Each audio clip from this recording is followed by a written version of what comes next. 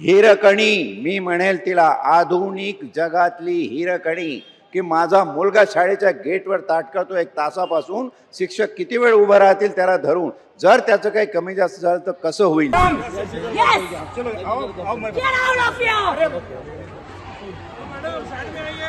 प्रत्येक मुंबईकर, प्रत्येक भारतातल्या प्रत्येक नागरिकाची ही भावना आज ना उद्या तेच होणार आहे. प्रत्येक जण आता उफाळून बाहेर यायला लागलाय. इतके दिवस कोणी बोलत नव्हता, आज लोकांनाही रिअलाइज व्हायला लागलंय, जाणवायला लागलंय. यहाँ से इस ट्रैफिक को हटाओ, हटाओ ना. Okay, enough. एक घंटा हो गया है. अजूनपर्यंत मोर्चे आंदोलन हे विरोधी पक्ष करत होते. आता नवीन ट्रेंड सुरू झालाय की सत्ताधारी पक्ष आंदोलन करायला लागले. जनता सुद्धा संतापेल ना हो. तो संताप आहे त्या दिवशी वरळीला त्या महिलेचा व्यक्त झालेला. राजकीय पक्ष तर स्वतःची पोळी भाजतात, हे तर मी पहिलं म्हणेन. सामान्य माणसांना ते जस्ट इग्नोर करतात. त्यांना असं वाटतं की आपण VIP ट्रीटमेंट घेतली पाहिजे. सामान्यांना ते तुच्छ लेखले जातं. महिला विधेयक हे बहुमताने मंजूर न झाल्यामुळे भाजपने मुंबईतल्या वरळी भागामध्ये एक मोर्चा काढलेला होता. मात्र याच मोर्चामध्ये महिलांच्या मुद्द्यावरून जो मोर्चा झाला त्याच मोर्चात एका महिलेने थेट सरकारला खडेबोल सुनावलेले होते. आणि त्या महिलेचं असं म्हणणं होतं की राजकीय गोष्टी किंवा राजकारण हे होत राहतं, पण त्याच्यामध्ये सर्वसामान्य मुंबईकर मात्र भरडला जातो. तर याच नेमक्या मुद्द्यावरती मुंबईतल्या लोकांना काय वाटतंय, मुंबईच्या जनतेला काय वाटतंय तेच आपण जाणून घेणार आहोत. हे मोर्चे काढताना तुम्ही जनतेला त्रास देत आहे. लोकांना कामावर जायचं असतं, कोणाला लहान मुलांना शाळेत आणायला जायचं असतं. हेच आणि उलटं त्या मोर्चावाल्यावर गुन्हा दाखल व्हायला. सत्ता असल्यामुळे सत्तेचा उपयोग तुम्ही चुकीचा घेताय ना. मुंबईमध्ये प्रत्येक मिनिट आपल्यासाठी महत्त्वाचं आहे, पण यामध्ये जी संपूर्ण व्यवस्था कोलमडली जाते त्यावर काय म्हणणं? नाही, सर्व राजकीय पक्षांनी धडा घेतला पाहिजे. आपण तुम्ही लोकांना वेठी धरू नका ना. तुमचे मोर्चे तर साधन काढा, तुम्हाला मोर्चे काढा, तुम्हाला मोर्चा आंदोलन करा, पण सामान्य जनतेला वेठी धरू नका. त्याच्याने काय होणार आहे? तुम्हाला लोकांचे प्रॉब्लेम समजून घ्या ना काय आहेत ते. लोकांना कामावर जायचं सर वेळेवरती, ते जर नाही केलं तर हाबडे लागतो. अजून काय लोकांचे प्रश्न मांडायला पाहिजेत त्यांना. सर, या घटनेवरनं तुम्हाला असं वाटतं का की मुंबईकर आता ह्या सगळ्याचा जो राग आहे, त्रागा आहे, तो आता बोलू लागलेला आहे? बरोबर आहे, बोलू लागलं आहे. लोकांना त्रास होतो यांच्या मोर्चाचा, पण सर्व लोकांना, जास्त सर्वसामान्यांना त्रास होतो. रेल्वेचा मोर्चा, ह्यांचा मोर्चा, सर्वांचा मोर्चा. लोकांनी करायचं काय? एकतर असेच महागाई वाढत चालली लोकांची, त्याच्यावरती कोणी बोलत नाही आहे. सर, तुम्ही काय सांगाल? कारण एकूणच जर आपण मुंबईमध्ये बघितलं तर अनेक शासकीय इमारती आहेत, जसं की मंत्रालय, विधान भवन, आणि अनेक वेळा जे VIP कल्चर आपण म्हणतो की जेव्हा एखाद्या मंत्र्यांचा ताफा जात असतो तेव्हा सगळ्या बाजूने वाहतूक थांबवलेली असते आणि त्यावेळी फक्त तो मंत्री जो आहे तो जातो. जर आपण बघितलं तर नेपाळसारख्या देशामध्ये VIP कल्चर बंद करण्यावरती भर दिला जातो आहे. कुठेतरी आपल्या देशाने किंवा आपल्या इकडच्या राजकारण्यांनी धडा घ्यावा का यातून? बघा, पहिली गोष्ट, तुम्ही गेले काही वर्ष भारत हा झुंडशाहीला बळी पडलेला देश आहे, हे सातत्याने दिसून येते. मग इथे लोकांच्या भावनांचा विचार न करता जो तो आपापलं वाटेल ते खरं करत चाललेलं आहे. ठीक आहे. परवाच्या मोर्चाबद्दल बोलायचं झालं तर सत्ताधाऱ्यांनी विरोधकांच्या विरोधात काढलेला मोर्चा हा केवढा हास्यास्पद मोर्चा आहे, मला ते समजत नाही. तुम्ही तुमच्या पॉलिसीज फेल होतात आणि लोकांना फक्त डायव्हर्शनसाठी काहीतरी असले कामं करत बसतात. मोर्चा काढायला गेलं तर विरोधकांना तशी परमिशन मिळत नाही, ह्यांना परमिशन तशी सत्तेत आहे त्यामुळे मिळते. बरं, मोर्चाला परमिशन मिळाली की एक लेन तुमची कायम ओपन ठेवायला लागते, त्या जेणेकरून ट्रॅफिक अडायला नको. त्या दिवशी हे सगळं बंद करून का चाललेलं मला ते समजतं. म्हणजे सत्ताधाऱ्यांना बेसिकली विरोधकांच्या विरोधासाठी जनतेलाच त्रास द्यायचा होता, हे स्पष्ट झालं त्यानिमित्ताने. एका स्त्रीने उठवलेला आवाज हा आजच्या तारखेला एवढा बुलंद होऊन भारताच्या कानाकोपऱ्यामध्ये ही गोष्ट आता पोहोचणार आहे. ठीक आहे. राहिला आज आपण आजूबाजूच्या देशांकडून काय शिकायचं, तर शिकण्याची तशी मला वाटत नाही की आपल्या या झुंडशाहीच्या लोकांना काही गरज असेल. कारण त्यांच्या पहिली गोष्ट मुळात मेंदूच गुडघ्यामध्ये अडकून ठेवलेलं आहे, त्यामुळे त्यांच्या डोक्यामध्ये ह्या असल्या गोष्टी येत नाही. सध्या आपली पात्रता आहे बांगलादेश आणि पाकिस्तानसोबतच आपली तुलना होऊ शकते. बाकी कुठेही आपण चायना 40, 50, 60 वर्ष पुढे गेले तिकडे आपण बघायला तयार नाही. आपण एकेकाळी चायनाच्या जवळ होतो, आता चायनाच्या पासून मागे नेण्यात आलं आपल्याला. म्हणजे गेलो म्हणण्यापेक्षा आपल्याला हेतुपुरस्सर मागे नेण्यात आलेलं आहे. ह्या गोष्टींकडे आपण विसरून जातो, दुर्लक्ष करतोय. माझं म्हणणं बेसिकली एक आहे की आपल्याकडे आजच्या तारखेला लोकांचे रोजच्या जीवनामधले एवढ्या सगळ्या अनंत अडचणी वाढलेल्या आहेत. आणि त्याच्यावरती कोणी बोलायला तयार नाही. शाळा बंद पडत चालल्या आहेत, मुलींचं शिक्षण बंद पडत चाललं आहे, आपल्याकडे आरोग्य व्यवस्थेचा बोजवर आहे. हे सगळं चालू असताना नेपाळसारख्या कंट्रीमध्ये चाललेला जो काही आजच्या तारखेला बदल आहे, हा बदल स्वागतार्ह आहे आणि त्याच्यातून आपले राजकीय पुढारी काय शिकतायत हे बघणं जरुरी आहे. दुर्दैवाने ते शिकतील ह्याची कोणालाही खात्री नाही. पण सर तुम्हाला असं वाटतं का की आज ज्या महिलेने तो आवाज उठवला आणि त्यावरनं खूप मोठ्या प्रमाणात ती महिला व्हायरल पण होती आहे, अनेक ठिकाणाहून तिच्यावरती कौतुकाचा वर्षाव होतोय किंवा काही ठिकाणी ट्रोलिंगसुद्धा होत आहे, तुम्हाला काय वाटतं की आजच्या तारखेला मुंबईकर सहनशील राहिलेला नाही आहे का? आणि इतके वर्ष सगळ्या ह्या गोष्टी सहन करून मुंबईकरांचा जो उद्रेक आहे तो आता कुठेतरी बाहेर येतोय का? खरं तर ह्या ताईच्या निमित्ताने ॲक्च्युली हा उद्रेक बाहेर पडतोय. मुंबईकर एवढा सहनशील कधीच नव्हता. आता मुंबईकरांच्या सहनशीलतेच्या पलीकडे झालेला आणि तरी देखील मुंबईकर गप्प आहे. कारण मुळात मुंबईकरांचा आवाज आहे तो क्षीण होत चाललेला आहे. इथे मुंबईकरांच्या अस्तित्वावरतीच आता प्रश्नचिन्ह उभं राहिलेलं आहे. एवढा परप्रांतीयांचा किंवा कोणाचाही इतर भागातून येणाऱ्यांचे लोंढे एवढे आपट आहेत, ते थांबायला कोण तयार नाही. आणि त्याचाच परिणती ही झालेली आहे की आजच्या तारखेला मुंबईकर एक सफोकेट होऊन गेलेला आहे. मग आमचा ॲक्च्युली श्वास कोंडला गेला आहे मुंबईकरांचा आणि निश्चितपणे ह्याचा उद्रेक आता हा घराघरातून व्हायला लागेल. कालच्या एका उदाहरणाने त्या स्त्रीला जेवढ्या लोकांनी ट्रोल केलं त्या तो लोकांची लायकी काहीच नाही. जेवढ्या घाणेरड्या भाषेमध्ये ट्रोल केलं आहे, सगळ्यात पहिली गोष्ट ती भाषा म्हणजे आपला ॲक्च्युली तो सांस्कृतिक स्तर जो आहे तो किती घसरलेला आहे त्याचे ते उदाहरण आहे.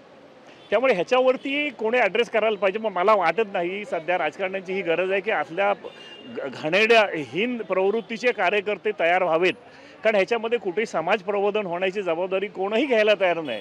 आणि आहे त्या ह्याच्यामध्ये वाटेल तसं एक गोष्टी या घुसडत येतात मध्यामध्ये आणि समाजाचं वाटवं झालं, बाकी काय नाही. सर त्या महिलेने आणखीन एक मुद्दा उपस्थित केला होता की तुमच्या राजकारणामध्ये सर्वसामान्य मुंबईकर भरडतोय, तर तुम्हाला काय वाटतं? कारण एकीकडे मुंबईसारखं शहर आहे जिथे दर दिवसागणिक कुठे ना कुठे आंदोलन मोर्चा असं होत असतं, पण हे कितपत जनतेच्या फायद्याचं असतं? कारण राजकीय पक्षांकडनं बोललं जातं की आम्ही लोकांसाठी करतोय, जनतेसाठी करतोय, पण राजकीय पक्षांचे मोर्चारूपी किंवा आंदोलनरूपी जे हे प्रयत्न आहेत ते जनतेपर्यंत खरंच पोहोचतात का?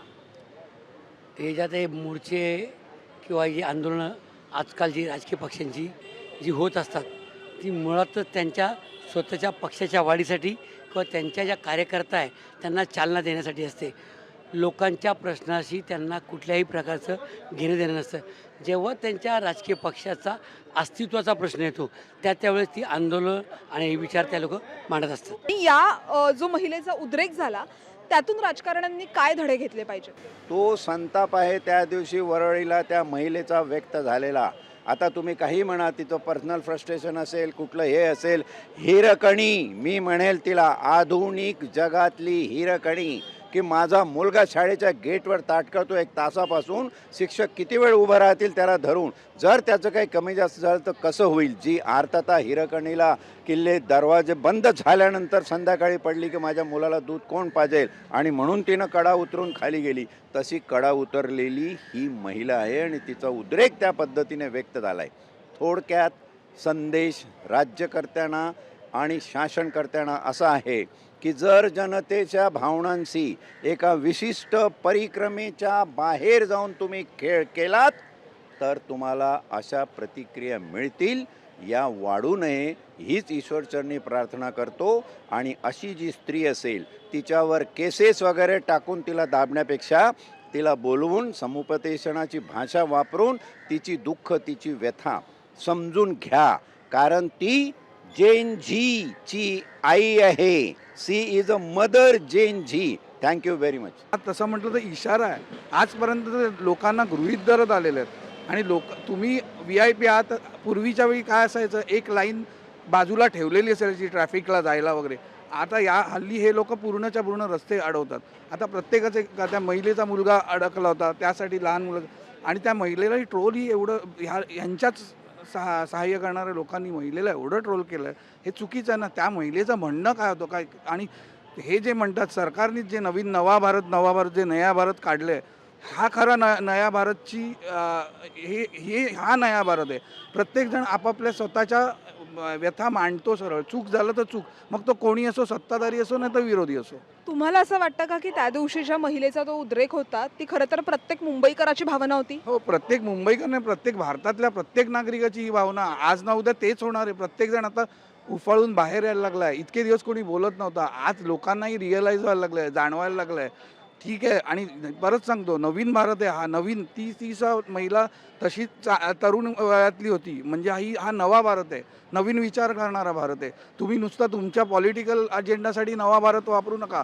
तर नवा भारत तुम्ही जे बोलताय ना, ते हेच नवा भारत आता तुम्हालाही धडा शिकू शकतो, हे त्या बाईने दाखवून दिलं. दुसऱ्या दिवशी प्रेस कॉन्फरन्स घेऊन यांच्याच नेत्यांनी सांगितलं काय की अरे त्यात काय, 1 तास फक्त दिला तर काय, आंदोलनासाठीच होतं ना, जन आक्रोश आंदोलन होतं. 1 तास दिला म्हणून काय झालं? अरे पण त्या 1 तासाच्या ह्याच्यात एवढं टेकन फॉर ग्रँटेड घेतात लोकांना, म्हणजे जनतेला. मग हाच राग सगळा जेनझी, जे मगाशीचा बोलले की जेनझीचा हा राग आहे, हे नवीन भारतचा लोकांचा हा राग आहे, नवीन पिढीचा हा राग आहे. कारण तुम्ही टेकन फॉर ग्रँटेड घेऊ नका, लोकांना गृहीत धरू नका. इतके वर्ष केलं असाल, आता लोकांनाही कळायला लागलं, आणि आपले सगळेच मतदार हुशार आणि सक्षम आहेत स्वतःची मांडणी काय जे काय असेल ते करायला. आणि त्याच्यामुळे काय झालं की मुंबई किंवा महाराष्ट्रातल्या आधुनिक महिला ज्या आहेत किंवा हिरकणी आहेत, त्यांच्या प्रतिनिधित्व तिने केलं थोडक्यात. याच्यातून काय होईल की लोकांमध्ये जागरूकता निर्माण होते की हे असं कधीही कोणत्याही क्षणी मोर्चे काढणे वगैरे वगैरे चुकीचं आहे ना, की संध्याकाळची किंवा दुपारची शाळेची वेळ आहे, मुलं त्या एरियातल्या शाळा किती वाजता सुटतात, कधी शाळेच्या बसेस जातात, या सगळ्या गोष्टी तुम्ही बघायला पाहिजे होत्या, की जेणेकरून कोणी पेशंट असेल, त्या एरियामध्ये हॉस्पिटल्स आहेत, पोद्दार हॉस्पिटलसारखं मोठं नामांकित हॉस्पिटल आहे, एखादा पेशंट इमर्जन्सीमध्ये असेल आणि जर ॲम्ब्युलन्स अडली तर काय करणार? त्यात जर मिनिस्टर बोलत असतील की फक्त 1 तासाचा प्रश्न आहे, तर चुकीचं आहे. तुम्ही लोकप्रतिनिधी आहात, तुम्हाला आम्ही निवडून दिलं आहे, तर आमच्या जीवाची काळजी तुम्हीच करायला हवी ना, बरोबर ना? म्हणजे हे कुठेतरी थांबलं पाहिजे. आणि मोर्चा कोणी काढायला हवा होता? तर एक सगळ्या महिला, सर्वपक्षीय महिला एकत्र येऊन जरी एखादं आंदोलन झालं असतं अचानक, तरी एक ती गोष्ट मान्य होती आपल्याला की महिलांचं बिल होतं, महिलांना नाही पटलं का, विरोध झाला का, हा राजकारणाचा विषय असेल. पण तुम्हीच मोर्चा काढणं सत्ताधारी पक्षानं, हे कुठेतरी पटत नाही मनाला. अजूनपर्यंत मोर्चे आंदोलनं हे विरोधी पक्ष करत होते. आता नवीन ट्रेंड सुरू झाला आहे की सत्ताधारी पक्ष आंदोलनं करायला लागले. तुमच्या आमच्यातलीच एक महिला आहे की जिने येऊन बोलण्याचं धाडस केलं की ह्या राजकारणामध्ये सर्वसामान्य मुंबईकर भरडला जातोय. काय वाटतं, त्या महिलेने जी भूमिका घेतली ती सर्वसामान्य जे मुंबईकर आहेत त्यांच्या मनातले तिने भावना बोलून दाखवल्या का? हो, खरं तर त्या महिलेचं पहिलं तर सर्वात प्रथम कौतुकच आहे. आणि तो व्हिडिओ इतका व्हायरल झाला की खरंच ती महिला स्वतःहून येऊन एवढ्या लोकांसमोर किंवा एवढ्या पोलिसांनाही ती न घाबरता सरळ थेट बोलली आहे. आणि हे ॲक्च्युली प्रत्येक सामान्य माणसाने केलं पाहिजे. ते मुख्यमंत्री असू दे किंवा काही, आपण पण एक माणूस आहोत, ती पण एक माणूस आहेत. सर्वांनी एक सेम ह्याच्यामध्ये राहिलं पाहिजे असं प्रथम तर मला वाटतं. आणि बाकी तर ती बोलली तसंच बाकी पण महिलांनी येऊन बोललं पाहिजे.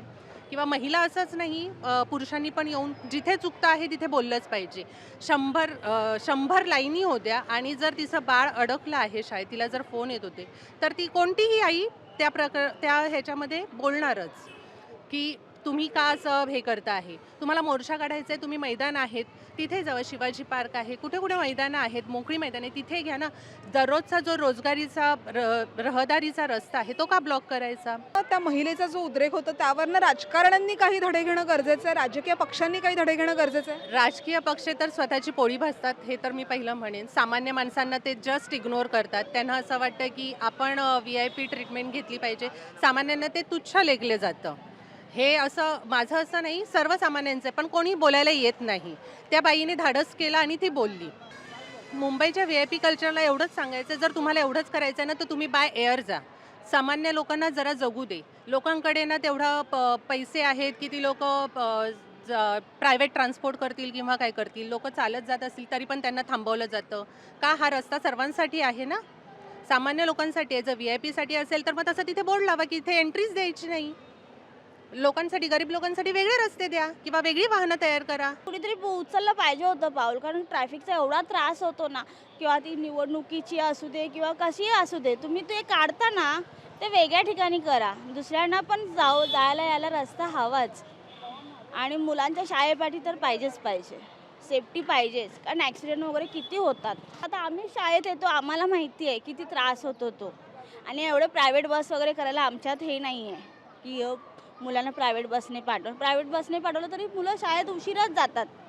आणायला त्रास होतो, जायला त्रास होतो, खूप त्रास होतो. माणसांना जाऊ द्या आणि मग तुम्ही हे करा, पण तसं होत नाही.